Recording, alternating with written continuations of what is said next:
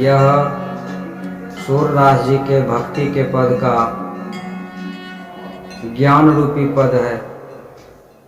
और इस पद में सूरदास जी कहते हैं, आपुन को आपुन ही मैं पायो। कहते हैं, हे प्रभु, मैंने अपने को अपने ही भीतर पाया। अर्थात एक मैं जीवात्मा और एक आप परमात्मा, मैंने आपको भी अपने ही हृदय में पाया है। शब्द ही शब्द भयो उजियारो, सदगुरु भेद बतायो। प्रभु, ब्रह्म का स्वरूप भी शब्द है, अर्थात आपका भी स्वरूप शब्द है। और गुरु ने जो युक्ति बताया भजन करने के लिए, नाम जप करने के लिए, वह भी शब्द है। शब्द से ही शब्द प्रकाशित हो गया। अर्थात प्रभु ब्रह्म का स्वरूप भी शब्द है। ओंकार या ओम जिसे कहते हैं, आप ओंकार हैं प्रभु, आप भी शब्द हैं। और मेरे गुरु ने जो हमें बताया वह भी शब्द है। शब्द ही शब्द को प्रकाशित कर दिया। ज्यों कुरंग नाभि कस्तूरी, ढूंढत फिरत बुलायो। जैसे हिरण नाभि में कस्तूरी होते हुए भी उसको भूल करके जिधर तिधर वह भटकता फिरता है, उसी प्रकार हे प्रभु, मेरे भीतर ही आप बसते हैं, फिर भी मैं आपको जहाँ तहाँ ढूंढता रहता हूँ। आप कभी भी मैंने भीतर देखने का प्रयास नहीं किया, और जब देखा तो आपको पा लिया। फिरी चितयो जब चेतन हुए करी, अपने ही तन छायो। जब उसको चेतना आ जाती है, उस हिरण को, उस मृग को चेतना आ जाती है कि यह तो गंध मेरे नाभि से ही आ रहा है, तो उसे वह कस्तूरी प्राप्त हो जाता है। और नहीं तो जब तक प्राप्त नहीं होता है वह भटकता ही रहता है। इस दोहा में सूरदास जी ने बड़े गंभीर शब्दों में ब्रह्म के निवास के स्थान को बताया है। और वे कहते हैं कि सूरदास जी कहते हैं कि जब उस मृग को चेतना आ जाती है कि यह कस्तूरी का गंध तो मेरे भीतर से ही आ रहा, मेरी कुंडली से ही आ रहा है, तो वह उसे पा लेता है। राजकुमारी कंठ मणिभूषण, भ्रम भयो कहूँ गवायो। राजकुमारी को भ्रम हो जाता है कि मेरे कंठ का जो कंठमणि आभूषण था वह खो गया, लेकिन वह है उसी के गले में। उसी प्रकार हे प्रभु, आप मेरे ही पास हैं, मेरे हृदय में हैं, लेकिन मैं आपको दर बदर भटकता हूँ, दर बदर आपको खोजता हूँ। दियो बताई और सखियानी तब, तनु को ताप नसायो।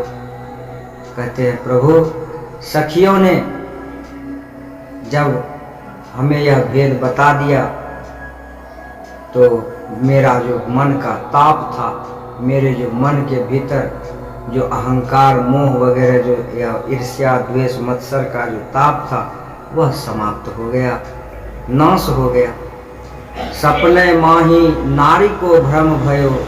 जैसे प्रभु सपनों में नारी को भ्रम हो जाता है कि मेरा बेटा हेरा गया, खो गया, यह सपना है उसका, लेकिन वह सपनों में ही व्याकुल रहती है कि मेरा बेटा खो गया। जैसे नारी, जैसे सपनों माही नारी को भ्रम भयो, बालक कहूँ हरायो, मेरा बालक कहीं खो गया, हेरा गया।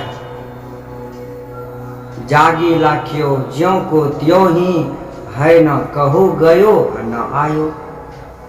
कहते प्रभु, जिस प्रकार वह स्त्री को भ्रम हो जाता है कि मेरा बेटा कहीं हेरा गया, जब नींद टूटता है तो देखता है बगले में सोया है, न कहीं गया है न कहीं आया है, उसी प्रकार प्रभु हमें भी भ्रम हो गया है कि आप मेरे भीतर नहीं हैं, आप बाहर हैं, आप मंदिर में हैं, मस्जिद में हैं, आप गुरुद्वारे में हैं। लेकिन प्रभु सच बात तो यह है कि वहाँ आपका स्थूल सिर्फ प्रतीक सिर्फ रखा हुआ है, लेकिन हमारे भीतर तो संपूर्ण रूप से आप विराजमान हैं। हम आपको यहाँ भीतर न खोज करके बाहर खोजते फिरते हैं। प्रभु, जब से यह बात पता चला है, जागी लखियो ज्यों को त्यों ही, है न कहूँ गयो न आयो।